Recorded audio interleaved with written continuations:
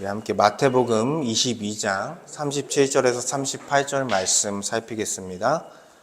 설교 제목은 첫째 되는 계명, 주 너의 하나님을 사랑하라 라는 말씀으로 말씀을 나누겠습니다. 저희가 4주 동안 이제 1절에서 4계명, 1계명에서 4계명을 살펴봤는데 이제 하나님께서 예수님을 통해 새 계명을 주시면서 1계명에서 4계명을 요약한 말씀이 바로 오늘 함께 봉독한 말씀입니다.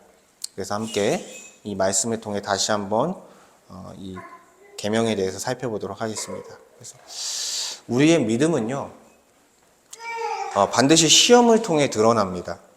그러니까 사도 바울은 고린도전서 3장에서 이렇게 말했습니다.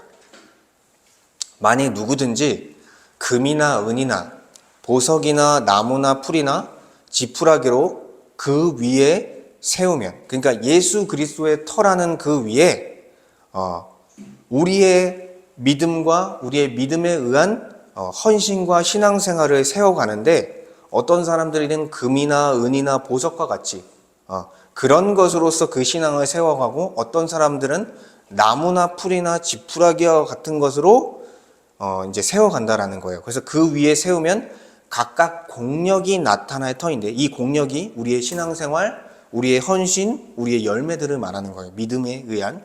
그래서 그 날이 공력을 밝히리니, 그러니까 재림의 날, 마지막 날에, 심판의 날에 우리의 공력이 밝혀질 것이다. 이는 불로 나타내고 그 불이 각 사람의 공력이 어떠한 것을 시험할 것임이라 라고 말씀하셨습니다. 그러니까 이 재림 때의 심판을 통해서 우리의 신앙생활이 어떠했는지, 우리의 헌신이 어떠했는지, 우리의 열매가 어떠했는지가 밝히 드러날 거다라고 말씀한 거예요.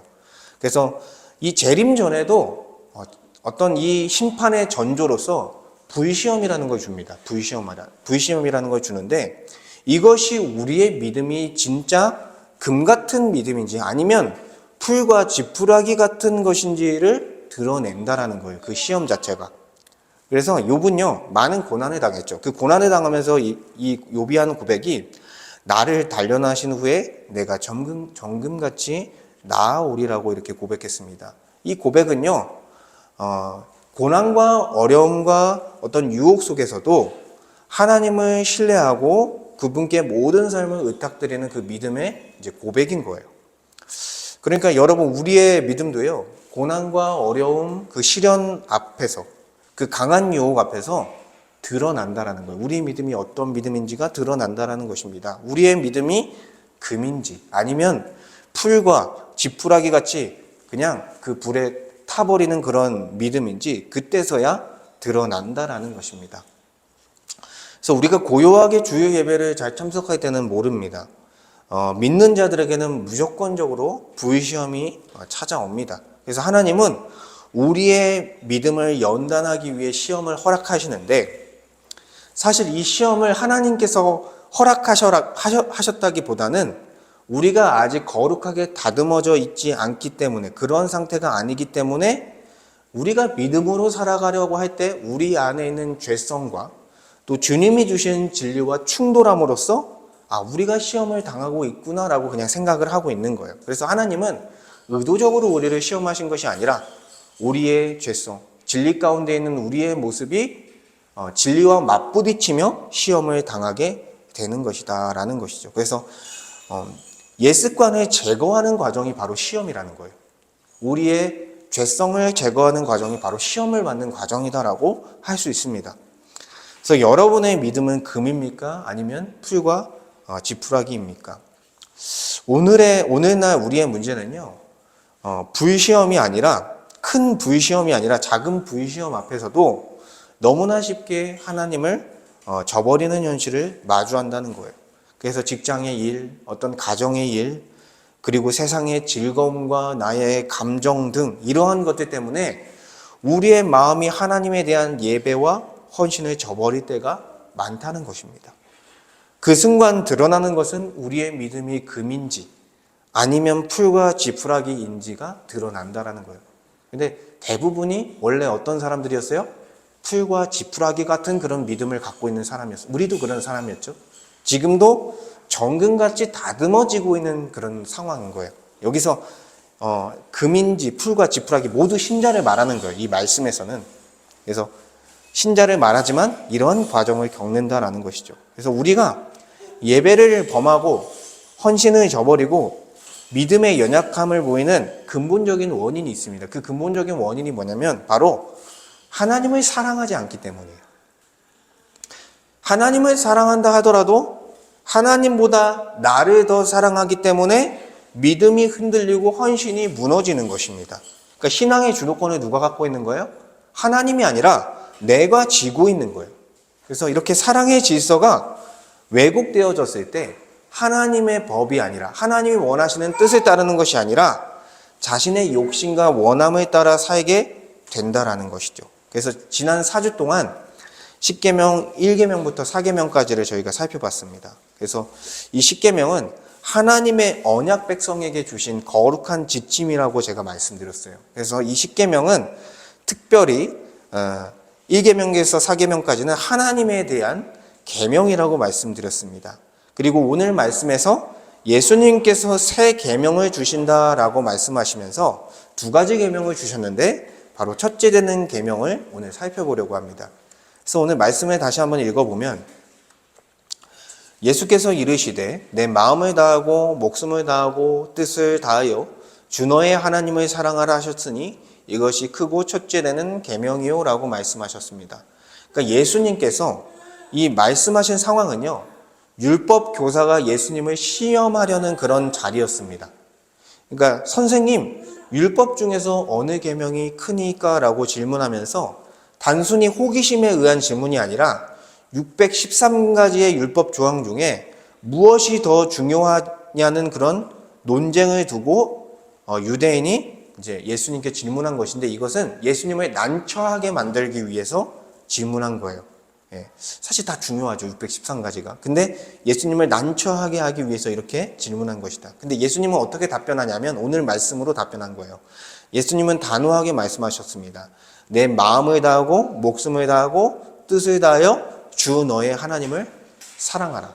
그러니까 율법의 본질은요, 어떤 조항과 규칙, 그 613가지 전체 이 하나하나에 매이는 것이 아니라 정말로 하나님을 전인격적으로 사랑하는가에 달려있다라는 거예요.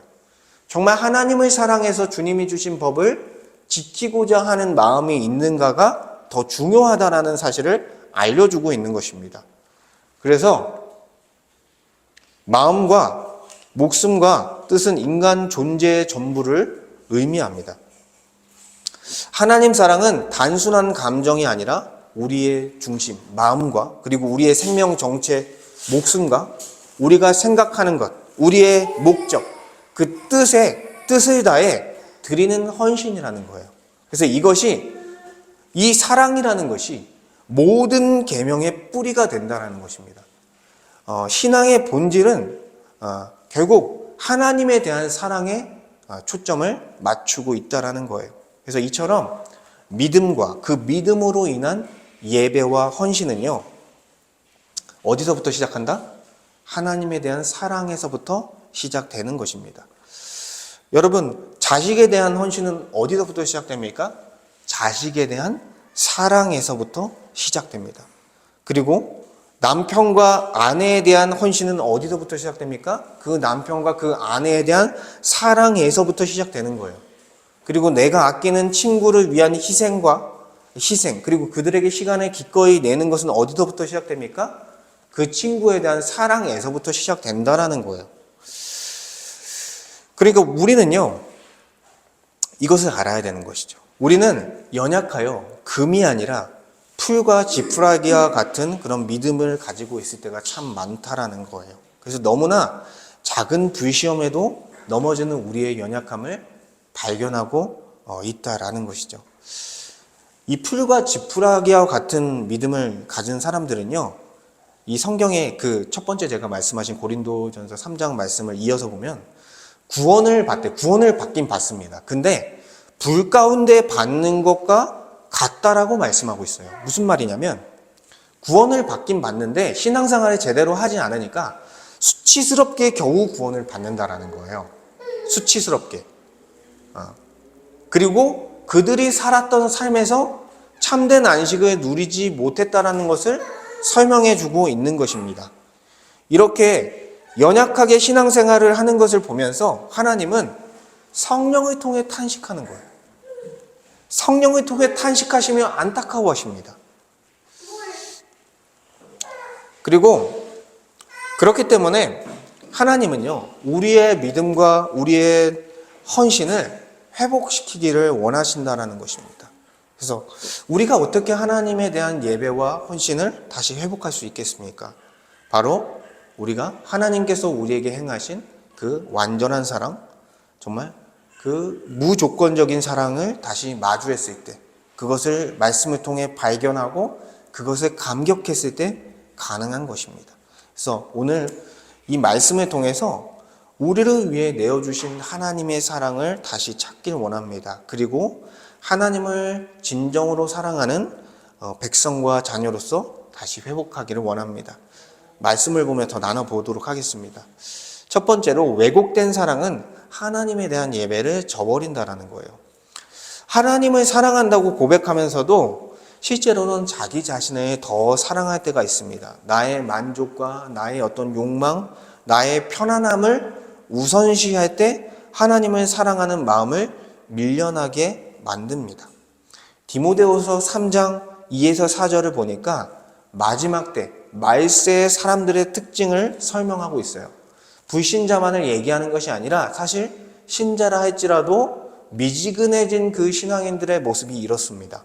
어떻냐면 사람들이 자기를 사랑하며 돈을 사랑하며 자랑하며 교만하며 비방하며 부모를 거역하며 감사하지 아니하며 거룩하지 아니하며 무정하며 원통을 풀지 아니하며 모함하며 절대하지 못하며 사나우며 선한 것을 좋아하지 아니하며 배신하며 조급하며 자만하며 쾌락을 사랑하기를 하나님 사랑하는 것보다 더하며라고 말씀했습니다. 그러니까 결국에는 하나님을 사랑하는 것보다 자신을 사랑하는 자들의 삶이 얼마나 이제 왜곡되어져 있는지, 그리고 얼마나 탐욕스러운지, 교만한지, 그리고 하나님의 말씀에 무감각한지, 그리고 쾌락을 얼마나 사랑하는지를 이 디모데 후서 말씀이 보여주고 있는 것입니다. 그러니까 자기 사랑이 하나님 사랑보다 앞설 때요, 거룩은 무너지고요, 하나님에 대한 헌신은 깨어지고 참된 예배에 대한 감각은 무뎌집니다. 그리고 이웃 사랑이 망가집니다.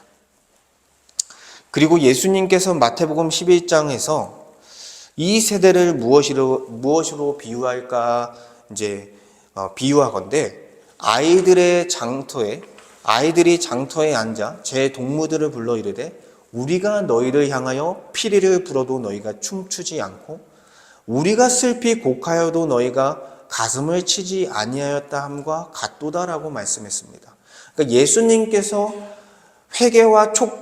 회개를 촉구하고 복음을 전하고 계셨지만 자기 사랑에 묶여버린 바리새인과 서기관과 장로들은요, 하나님의 복음을 선포하는 것에 대해서 반응하지 않았습니다. 왜 그렇습니까? 하나님보다 자기의 뜻과 자기의 만족과 자기의 욕심을 더 사랑했기 때문에 그 복음을 거절한 것이죠. 사실 오늘 우리의 모습도, 우리가 신앙생활을 잘하고 있다 할 수 있겠지만 오늘 우리의 모습도 이와 다르지 않다라는 거예요. 하나님은 말씀과 성령의 감동으로 계속해서 우리를 부르십니다. 그리고 우리가 더 하나님께 헌신할 수 있도록 우리에게 그 은혜의 초청을 해주고 있는데, 그러나 내 마음이 나 자신을 더 사랑하여 그 부르심 앞에서 무감각하여 반응하지 못할 때가 많다라는 것이죠. 이렇게 무감각한 우리의 영적인 침체는요, 예배를 드려도 마음은 움직이지 않고 또 말씀은 들어도 삶이 변화되지 않는 모습으로 나타납니다. 그러니까 아이들이 피리를 불며 춤추자고 해도 춤추지 못하고 함께 울자고 해도 반응하지 않는 것처럼 자기 사랑에 갇힌 신앙은 하나님 앞에서도 영적인 무감각으로 인해 반응하지 못하는 상태에 이르게 된다는 것입니다. 그래서 하나님을 사랑하지 않으니 결국 하나님의 말씀에 순종할 수 없는 거예요. 그리고 예배와 헌신으로 하나님을 기쁘게 하지 못하는 것입니다. 하나님보다 나를 사랑하면 결국 우리 마음 가운데 그 하나님의 자리를, 마음 가운데 있는 하나님의 자리를 다른 우상으로 채우게 됩니다. 이것은 나를 위한 우상을 세우는 모습인 거예요. 그래서 1계명은 너는 나 외에 다른 신들을 내게 두지 말라. 내 마음에 두지 말라라고 말씀하셨어요. 그러나 자기를 사랑하여 이 말씀을 어기고 자기 마음 가운데 다른 우상을 세우게 되면 하나님이 주신 법이 아니라 자신이 세운 우상의 노예가 되어서 그 우상을 따라서 살아가게 된다는 것입니다. 하나님이 먼저가 아니라 이 세상의 돈과 물질, 어떤 지위나 성공, 로맨스, 취미생활, 쾌락, 가족이 자신의 마음의 첫 자리를 차지할 때요, 그것은 곧 자신이 세운 금송아지를 세우는 것과 같은 것입니다. 그러니까 하나님을 사랑하지 않으니 결국에는 내 욕심을 사랑하며 하나님이 주신 법이 아닌 자신이 세운 우상을 따라 살게 되는 것입니다. 돈을 따라 살게 되면 어떻게 됩니까? 돈을 사랑하기 때문에 돈을 버는 것에만 집중합니다. 그래서 하나님에 대한 예배와 헌신을 우습게 여기게 되는 거예요. 그리고 자신의 지위와 성공을 사랑하면요, 그 지위와 성공을 얻는 것에 몰두하기 때문에 예배와 헌신을 형식적으로 드리게 돼버리는 것입니다. 그리고 사랑하는 사람을 하나님보다 더 사랑하게 되면 하나님이 아니라 그 사랑하는 사람의 말과 행동에 귀를 기울이며 그것으로 인해서 감정이 요동하고 예배와 헌신은 뒷전이 되어 버리는 거예요. 그리고 자신이 몰두하고 있는 취미생활에 깊이 빠져버리면요, 예배와 헌신을 쉽게 저버리는 모습이 펼쳐진다. 그리고 하나님보다 가족이 먼저 될 때 하나님이 아니라 가족 우선주의에 빠져서 예배와 헌신을 저버리게 된다는 것입니다. 하나님은 가족보다 자기를 더 사랑하라고 말씀하셨습니다. 왜곡된 사랑의 결과는요, 하나님이 주시는 안식을 빼앗기는 것입니다. 예레미야 17장 27절에 보니까 하나님은 안식일을 범하는 유다 백성들에게 심판의 말씀을 전하셨습니다. 만일 너희가 안식일에 내게 순종하지 아니하고 성문을 열어 물건을 운반하면 내가 불을 놓아 성문에 사르리니 꺼지지 아니하리라 라고 말씀했습니다. 이 말씀은요, 남유다가 당시에 하나님의 말씀을 떠나 그 나라가 멸망하기 직전까지 간 상황의 그 이야기를 하는 거예요. 그래서 백성들은 겉으로는 하나님이 주신 안식일을 지키고 성전에서 제사를 드리지만 실제 삶에서는 율법을 무시하고요, 안식일조차 지키지 아니하면서 그 성전 문에서 물건을 운반했다라는 건 뭐냐면 그곳에서 경제 활동을 했어요. 그 당시에. 그러니까 물건을 사고 파는 일을 언제 했다라는 거예요? 안식일에 했다라는 거예요. 그러니까 자기 이익을, 자기 욕심을 채우기 위해서 하나님이 구별하여 두신 안식일까지도 범하는 일이 지금 남유다 백성들에게 일어났다라는 것입니다. 그래서 하나님은 타락해 버린 그 남유다 백성들을 향해서 불을 놓아 살을 것이라고 강하게 경고하는 거예요. 그들은요, 물건을 사고 팔면서 그 경제적인 이윤을 남겨서 안식을 얻고자 했지만 그것으로 말미암아 안식을 얻을 수 없습니다. 안식일에 그 안식을 지키는 것을 통해서 참된 안식을 얻을 수 있다라고 하나님은 말씀하셨어요. 하나님을 밀어내고 우리가 세운 우상들은요, 결코 참된 안식을 줄 수 없다라는 거예요. 그 우상들은 하나님이 아닙니다. 피조물에 불과하다라는 거예요. 그래서 인간에게 참된 쉼과 안식을 줄 수 없습니다. 나의 삶을 풍요롭게 만들어 줄 것 같은 그 돈은요, 우리에게 안식을 주는 것이 아니라 오히려 우리의 삶을 더 불안하고 염려로 가득하게 만든다는 거예요. 돈이 있어도, 돈에 집착하게 되면 돈이 있어도 돈이 없어도 불안과 염려에 빠지게 된다는 것입니다. 그리고 내가 추구하는 지위와 성공에 목매게 되면 그것을 얻었다 해도 그 명예와 그 성공은요, 언제든지 사라질 수 있다는 거예요. 그래서 누군가로부터 추월당할 수 있기 때문에 그 지위와 성공을 지키기 위해, 그 명예를 지키기 위해 쉴 수 없다는 것입니다. 계속해서 달려갈 수밖에 없다는 거예요. 그리고 가족이나 사랑하는 사랑하는 사람을 하나님보다 더 사랑할 때 하나님의 통치 아래 안식을 누리는 것이 아니라 가족과 사랑하는 사람들의 노예가 된다는 거예요. 그들의 말과 그들의 행동과 그들의 욕심을 따라 살아가며 결국에는 환멸감을 경험하게 된다는 것입니다. 우리가 다 죄인이기 때문에 우리의 욕심으로 다른 사람에게 요구했을 때 결국 참된 안식을 얻을 수 없는 것이죠. 그래서 우상숭배는요, 결국 안식을 주는 것이 아니라 영적인 침체와 마음의 고통을 안겨준다라는 거예요. 그래서 현재 안식을 얻을 수 없는 상황으로 몰아넣게 된다라는 것입니다. 또한 우리는요, 우리의 신앙을 되돌아봐야 돼요. 우리가 정말 참된 신자인가? 우리의 믿음은 참된 믿음인가를 우리는 매일같이 점검해야 됩니다. 목사인 저도 매일같이 점검해야 됩니다. 왜냐하면 눈에 보이는 교회 공동체 안에 속해 있다 하더라도 다 구원을 받은 것이 아니라고 하나님은 말씀하고 있기 때문입니다. 예수님은 마태복음 13장에 알곡과 가라지 비유를 통해 우리 눈에 보이는 가시적인 교회 공동체 안에서 알곡과 가라지가 함께 섞여 있다라고 말씀하셨습니다. 하나님은 눈에 보이는 가시적인 교회 공동체와 참된 신자들로 구성된 참된 교회를 성경에서는 구분하고 있습니다. 그러니까 하나님의 눈에 보이는 가시적인 이 교회 공동체에서 일부만이 참된 교회요 구원을 받을 수 있는 백성이라고 말씀하고 있는 것입니다. 이거는 경고를 보내는 거예요. 눈에 보이는 교회 공동체 안에 있더라도 모두가 알곡이 아니라는 것을 경고하고 있는 것입니다. 심판받을 가라지도 함께 섞여 있다라고 말씀하고 있는 것입니다. 그래서 이 가라지에 대한 심판이 어떠냐면 그런즉 가라지를 거두어 불에 사를 것 같이 세상 끝에도 그러하리라. 인자가 그 천사들을 보내리니 그들이 그 나라에서 모든 넘어지게 하는 것과 또 불법을 행하는 자들을 거두어 내어 풀무불에 던져 넣으리니 거기서 울며 이를 갈리라 라고 말씀하셨습니다.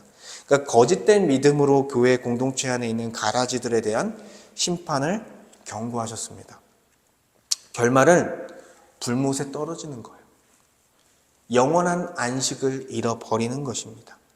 그러니까 왜곡된 사랑이 계속된다면, 하나님을 사랑하는 것보다 자기를 사랑하는 것이 계속된다면 우리는 우리의 믿음을 의심해 봐야 된다는 거예요.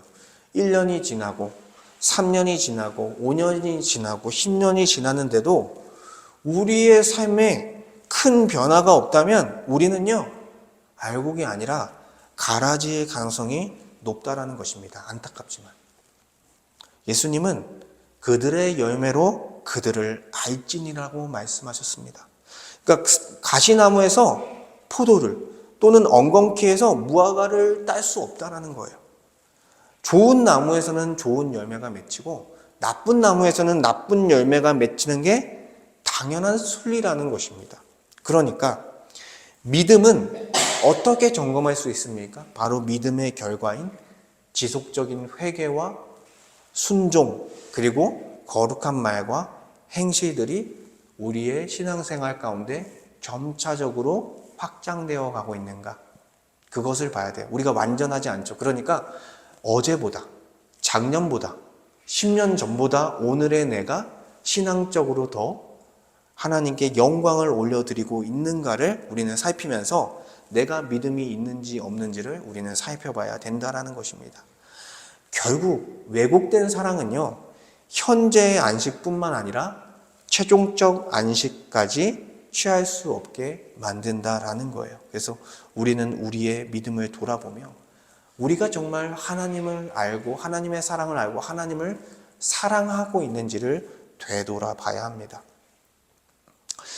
그럼에도 불구하고 노하기를 더디하시는 하나님께서는요, 여전히 우리를 부르시고 있다는 거예요.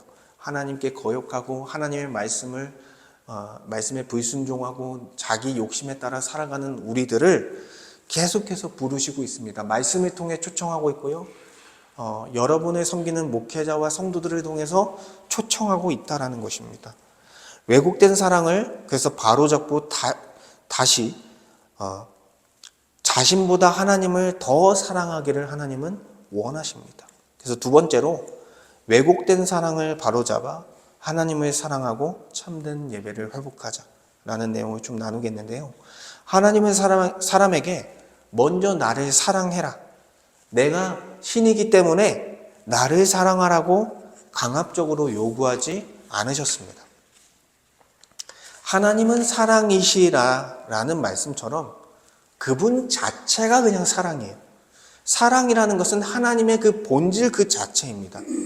하나님은요, 우리에게 사랑을 먼저 요구하신 것이 아니라 우리 같은 죄인을 위해 먼저 사랑을 베풀어 주셨다라는 거예요. 우리는 본래 어떻게 태어났습니까? 아담 이래로 우리는 다 죄인으로 태어나서 죄를 짓는 인생을 살았습니다. 그냥 죄인 그 자체입니다. 그래서 로마서 3장 말씀처럼 우리는 기록된 바 의인은 없나니 하나도 없으며라는 말씀처럼 우리는 우리 스스로를 의롭다 말할 수도 없고 선하다 할 수도 없는 죄인이다라는 거예요. 우리의 어떤 능력과 우리의 힘과 우리의 어떠함으로 자신을 구원할 수 없기 때문입니다. 우리는 다 죄와 사망 아래 죽을 수밖에 없는 죄인들이었다라는 거예요. 그런데 놀라운 것은 하나님께서 바로 정말 이렇게 추악한 죄인들을 위해 사랑을 베풀어 주셨다라는 거예요. 로마서 5장 7절에서 8절 말씀을 보니까 의인을 위하여 죽은 자가 쉽지 않고 선인을 위하여 용감히 죽은 자가 혹 있거니와. 그러니까 세상적 기준으로 봤을 때 의롭거나 선하다 여겨지는 사람을 위해 희생하는 사람이 거의 없다라는 거예요. 혹 있다. 어쩌다가 혹 있었다라는 거예요. 그런데 8절에 보니까 우리가 아직 죄인 되었을 때 그리스도께서 우리를 위하여 죽으심으로 하나님께서 우리에 대한 자기의 사랑을 확증하셨느니라 라고 말씀하셨습니다. 그러니까 우리가 하나님 앞에 죄인 되었을 때, 심판을 받을 만한 자였을 때, 심판받아 마땅한 자였을 때 예수 그리스도를 통해서 그분을 우리를 위해 죽으심을 통해서 하나님께서 우리에 대한 사랑을 확증하셨다라는 거예요. 그러니까 일반적인 사랑이 아닌 거죠. 이거는 무조건적인 사랑이고 일방적으로 주신 사랑이고요. 은혜 가운데 주신 사랑이다라고 말할 수밖에 없는 거예요. 그래서 이 사랑은요, 성부 하나님께서 자기 아들을 내어주신 사랑이다라고 할 수 있습니다. 하나님께서 세상을 이처럼 사랑하사 독생자를 주셨으니 이는 그를 믿는 자마다 멸망하지 않고 영생을 얻게 하려 하심이라 라고 말씀하셨습니다. 하나님은 자신이 세운 공의를 충족시키기 위해서 모든 인류의 죄를 대신하여 하나님의 아들이신 예수 그리스도가 죄의 형벌을 대신하여 담당하게 하셨습니다. 그래서 십자가에서 예수님을 죽으심을 통해서 하나님과 죄인된 우리의 사이를 막고 있던 그 죄의 문제를 해결할 수 있는 은혜를 주셨고 다시 하나님과 화목할 수 있는 은혜를 주셨다라는 거예요. 그리고 성자 하나님께서는요, 자기 자신을 내어주시는 사랑을 나타내 보여주셨습니다. 빌립보서 2장에 보니까 그는 근본 하나님의 본체시나 하나님과 동등됨을 취할 것으로 여기지 아니하시고 오히려 자기를 비워 종의 형체를 가지사 사람들과 같이 되셨고 사람의 모양으로 나타나사 자기를 낮추시고 죽기까지 복종하셨으니 곧 십자가에 죽으심이라. 아멘. 예수님은요, 우리를 구원하기 위해 하나님의 본체시나 하나님과 동등한 분이시나 종의 형체인 인간의 몸으로 성육신하셔서 우리를 대신한 죄의 형벌을 받기 위해서 인간의 몸으로 오신 거예요. 그리고 자기를 낮추셔서 하나님의 뜻에 복종하심으로써 십자가에서 죄인들을 위해 죽으셨다라는 거예요. 그래서 예수님이 스스로가 온 이유를 설명할 때 인자가 온 것은 섬김을 받으려 함이 아니라 도리어 섬기려 하고 자기 목숨을 많은 사람의 대속물로 주려 함이니라 라고 말씀하신 것입니다. 그러니까 예수님은요, 섬김을 받으려 오신 것이 아니라 우리 같은 더러운 추악한 죄인들을 섬기러 오셨다라는 거예요. 우리 같은 죄인들을 위해 자기의 목숨을 주시며 대속물이 되기 위해서 오셨다라는 것입니다.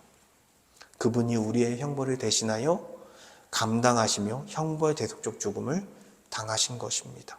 그 죽음으로 인해 우리는 죄사함을 얻을 수 있는 은혜를 얻게 됐고, 예수 그리스도의 의를 덧입어 하나님 앞에 나아갈 수 있는 그 은혜가 주어졌다라는 거예요. 그 은혜가 마련되었다라는 것입니다. 이 하나님의 사랑은요, 무조건적이고요, 일방적인 은혜로운 사랑입니다. 그래서 우리가 하나님을 사랑했기 때문에 사랑을 받은 것이 아니라 먼저 하나님께서 우리를 사랑하셨기 때문에 우리가 사랑할 수 있게 된 거예요. 그래서 요한일서 4장 10절을 보니까 사랑은 여기 있으니 우리가 하나님을 사랑한 것이 아니오 하나님이 우리를 사랑하사 우리 죄를 속하기 위하여 화목제물로 그 아들을 보내셨음이라라고 말씀하고 있습니다. 심지어 예수님은 죽기 전에 어떻게 말씀합니까? 자신을 십자가에 못 박는 자들을 위해서 그 무리들을 향하여 기도하는데, 아버지여 저들을 사하여 주옵소서, 자기들이 하는 것을 알지 못함이니이다. 예수님의 원수와 같은 그 무리들을 향해서 그들의 구원을 위해 지금 기도하고 있는 예수님의 사랑을 볼 수 있는 거예요. 하나님의 사랑은 어떤 사랑입니까? 죄인된 우리들, 왜곡된 사랑을 하고 있는 죄인된 우리들을 다시 하나님을 사랑하는 존재로 바꾸시기 위한 그런 사랑이었다라는 거예요. 그래서 하나님의 무조건적인 일방적인 이 사랑을 경험했을 때 우리의 왜곡된 사랑은 다시 제자리를 되찾을 수 있다는 것입니다. 근데 우리가 이 사랑을 알기 위해서는 우리가 죄인이라는 사실을 깊이 깨달아야 된다는 것입니다. 평탄할 때 우리가 죄인이라는 사실을 발견하기가 어렵다는 거예요. 세상에서 외적으로 실패하고 처절한 현실을 마주했을 때, 우리의 내면이 좌절하고 무너졌을 때, 우리의 내면이 밑바닥을 찍었을 때요, 그때서야 내 힘으로는 아무것도 할 수 없구나, 나는 죄인일 수밖에 없구나라는 것을 고백하게 되는 것입니다. 성경의 많은 인물들이 이런 고백을 했습니다. 이사야는 하나님의 보좌 앞에 섰을 때 화로다 나여 망하게 되었도다, 나는 입술이 부정한 사람이요 라고 고백했습니다. 그리고 베드로도요, 예수님의 기적을 목격하게 되고 자신의 죄인됨을 깨달으며 주여 나를 떠나소서 나는 죄인이로소이다 라고 고백했습니다. 다윗도요, 그 위대한 다윗도 밧세바를 범한 사건 이후에 그 죄 때문에 절망하며 내 죄가 항상 내 앞에 있나이다라고 고백했습니다. 그러니까 자신의 죄인됨을 알고 하나님 앞에 섰을 때 스스로 하나님 앞에 설 수 없는 죄인이라는 사실을 발견하게 된다는 거예요. 그리고 심판을 받을 수밖에 없는 더러운 죄인이라는 사실을 알게 된다는 것입니다. 사람이 자기의 한계에 직면하고 죄인됨을 인정할 때 비로소 그때서야 나의 어떤 힘으로 또 나를 구원할 수 없다는 사실을 알기 때문에 그때서야 그리스도를 다시 의지하게 되는 거예요. 그리스도께 다시 나아가게 되는 것입니다. 왜요? 나에게는 어떠한 가망성도 없기 때문에. 그래서 전에는 잘 이해되지 않고 와닿지 않았던 십자가의 사랑이 다시 마음에 와닿기 시작하는 거예요. 내 삶이 무너졌을 때, 나의 내면이 무너졌을 때, 하나님 앞에서 무너지고 난 뒤에야 나를 살리신 그리스도의 사랑이 얼마나 놀라운지를 경험하게 되는 것입니다. 그래서 요한일서 4장 16절의 고백처럼 하나님이 우리를 사랑하시는 사랑을 우리가 알고 믿었으니 하나님은 사랑이시라. 우리가 죄인 되었을 때 하나님의 사랑을 알고 믿을 수 있게 되는 것입니다. 결국에는 죄인 되었을 때 사랑을 아는 것이 복음의 본질입니다. 복음을 믿는 과정입니다. 그렇죠. 그래서 하나님의 사랑을 깊이 아는 자는요, 결코 다시 옛 모습으로 돌아갈 수 없다라는 거예요. 왜냐하면 그 사랑이 자신에게 너무나 크게 다가왔고 그 사랑 앞에 나의 삶을 드리고자 하는 헌신으로 이제는 우리의 방향이 완전히 바뀌었기 때문입니다. 그래서 예수께서 아주 강력하게 이렇게 명령하고 있는 거예요. 내 마음을 다하고 목숨을 다하고 뜻을 다하여 주 너의 하나님을 사랑하라. 이렇게 말씀하신 것처럼 하나님의 사랑을 경험한 자, 정말로 그 십자가 사랑을 깊이 경험한 자는요, 목숨까지도 아끼지 아니하며 삶 전체를 통해 하나님을 사랑하는 길로, 하나님을 예배하는 길로, 하나님께 우리의 인생을 헌신하는 길로 나아간다라는 거예요. 누가 그렇게 가라고 하지 않아도 그렇게 간다라는 것입니다. 그래서 하나님을 사랑하는 자는 예수께서 십자가의 길을 걸어가신 것처럼 자신을 희생하신 영광스러운 길을 따라서 자기 십자가를 지고, 여러분의 십자가가 있죠? 여러분의 십자가를 지고 자기를 부인하며 영광스러운 십자가의 길을 걸어가는 거예요. 신앙생활은 기본적인 희생에 따르는 것입니다. 그래서 더 이상 자기의 만족과 욕망을 위해 사는 것이 아니라 자신을 위해 생명을 내어주신 그리스도를 위해 살게 되는 것입니다. 그리고 이러한 하나님을 사랑하는 사람은 반드시 참된 예배를 드리게 되어지는 것입니다.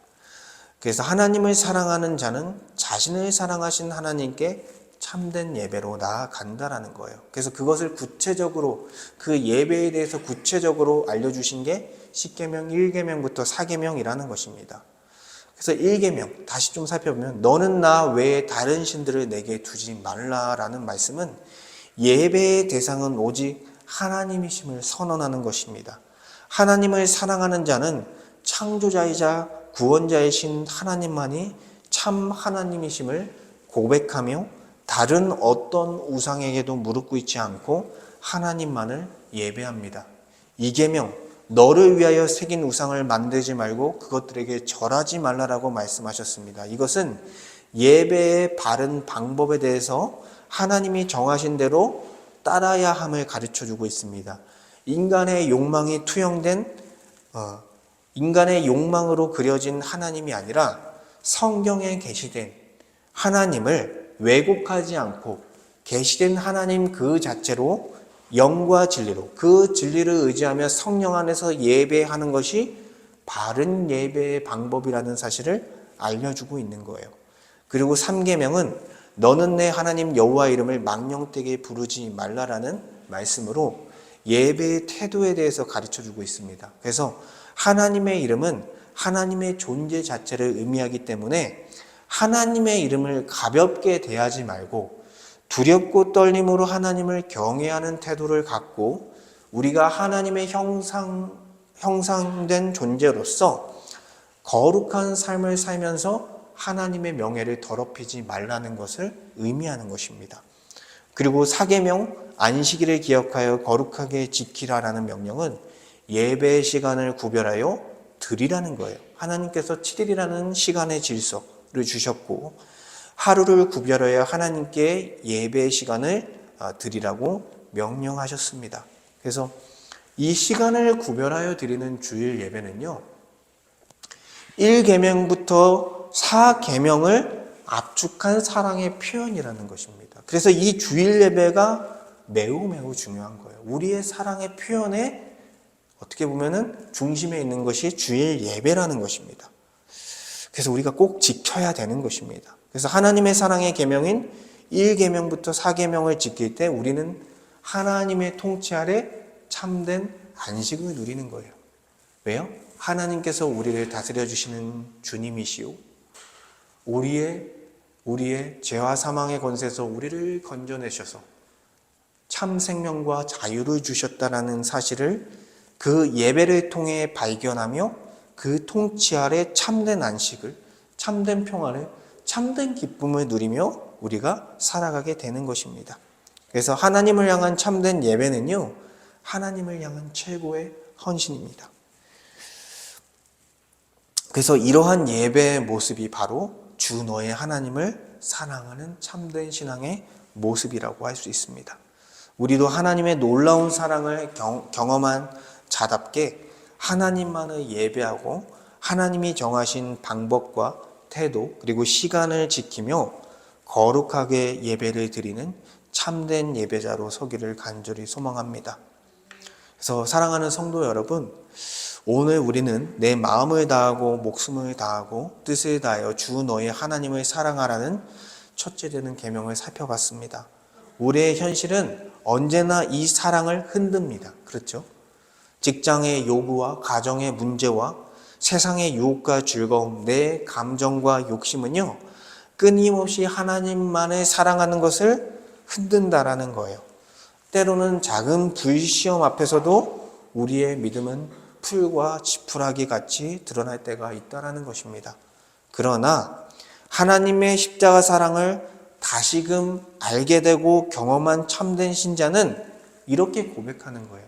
설령 내 삶 가운데 내 삶이 원하는 대로 풀리지 않다 할지라도, 설령 하나님께서 내가 원하는 소망을 들어주지 않으신다 할지라도 나는 여전히 하나님을 사랑하고 하나님을 신뢰하고 하나님만을 예배하겠습니다라는 고백을 하는 것입니다. 이것은 어떤 고백이에요? 그리 아니하실지라도 내가 하나님에 대한 참된 사랑과 예배를 저버리지 않겠다라는 참된 신자의 고백인 것입니다. 이러한 고백을 한 사람이 누구예요? 욥이라는 사람이에요. 욥이라는 사람. 욥은요, 하루아침에 자녀와 재산과 건강 모두를 잃어버렸습니다. 극심한 고난을 당했습니다. 이유를 알 수 없는 고통을 겪었습니다. 그것을 보며 친구들은 비난하고 오해하기까지 했습니다. 근데 이런 과정을 거치면서 욥이 어떻게 고백했냐면, 그러나 내가 가는 길을 그가 아시나니, 내가 가는 길을 하나님께서 아신다라는 거예요. 그렇기 때문에 하나님을 신뢰한다라는 것입니다. 하나님을 신뢰하고 가겠다는 거예요. 나에게 이런 고난이 있지만, 그리고 그가 나를 단련하신 후에 내가 정금같이 나오리라. 이런 고난과 어려움, 시련들이 있지만 이런 단련의 과정을 거쳐 내가 더 하나님을 신뢰하는 자로, 하나님을 사랑하는 자로, 하나님을 예배하는 자로 정금같이 나아오겠다고 고백하는 것이 바로 욥의 고백이라는 것입니다. 이것이 참된 신자, 참된 예배자의 고백이라는 거예요. 그래서 사랑하는 여러분, 하나님의 사랑을 깊이 경험하고 아는 자는요, 우리의 삶의 조건에 매이지 않는 것입니다. 우리가 응답한 것에 어떤 응답이 없어도요, 그리고 우리 생각하는 삶에서 좀 벗어나 무너져도요, 여전히 하나님을 사랑하고 예배한다라는 것입니다. 왜냐하면 이미 하나님의 사랑을 이미 다 받았다라는 거예요. 우리는 그 사랑이 너무나 크고 그 사랑이 우리를 먼저 붙드셨기 때문입니다. 그러므로 오늘 다시 결단하기 원합니다.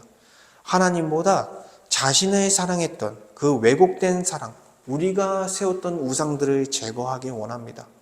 그리고 나를 위해 아들을 내어주신 하나님의 사랑, 자기 자신을 내어주신 예수님의 사랑을 붙들기 원합니다. 그리고 그 사랑에 응답하여 고난과 어려움, 좌절, 세상의 유혹 속에서도 하나님을 위해 마음과 뜻과 목숨을 다해 하나님을 사랑하는 예배자로 살기 원합니다. 그리고 그 안에서 참된 안식을 함께 누리기 원합니다. 우리가 이 말씀을 가지고 하나님을 사랑하기를 원한다고 함께 기도하기 원합니다. 우리 함께 기도하겠습니다. 하나님 감사합니다. 주님께서 오늘 말씀을 통해서 정말 하나님을 다시 사랑해야 된다는 마음을 불러 일으켜 주시니 감사합니다. 마음을 다하여, 목숨을 다하여, 뜻을 다하여 주 너의 하나님을 사랑하자 하셨습니다.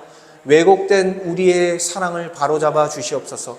하나님보다 우리를 더 사랑하며 자기를 위한 우상을 세웠던 우리의 정말 죄됨을 불쌍히 여겨주시고, 아버지 하나님 우리를 바로잡아 주시옵소서. 정말 이 성경을 통해 계시된 하나님의 사랑, 정말 자기 자신을 내어주시고 자기의 아들을 내어주신 그 십자가 사랑을 우리가 발견함을 통해서 정말 죄인된 우리에게, 우리가 죄인 되었을 때 그 십자가 사랑을 행하신 은혜를 우리가 다시 한번 이 말씀을 통해 경험하며 우리가 주 안에서 바르게 사랑의 질서를 바로잡길 원합니다. 하나님을 가장 사랑하기 원합니다. 그래서 자기를 부인하고 자기 십자가를 지며 주님의 뜻에 따라 살아가는 주의 백성으로 서기 원합니다. 어떤 고난이 있고 어려움이 있고 시련이 있을지라도 정말 그 시련과 어려움 가운데 좌절하는 것이 아니라 정말 나를 단련하신 후에 정금같이 주님께 나아오겠다라는 욥의 고백처럼 아버지, 이 시험과 고난이 있지만 정말 주님 믿음을 잃지 않고 주님에 대한 사랑을 경험한 자로서 하나님을 사랑하고 하나님을 예배하며 하나님께 헌신하는 주의 백성으로 살기 원합니다. 그리고 그 가운데 그 통치 아래 참된 안식을 누리며 또한 주 안에서 주께 영광을 돌리는 은혜가 있길 원합니다. 하나님께서 우리의 삶 가운데 함께 하시며 사랑을 회복하게 하여 주시옵소서.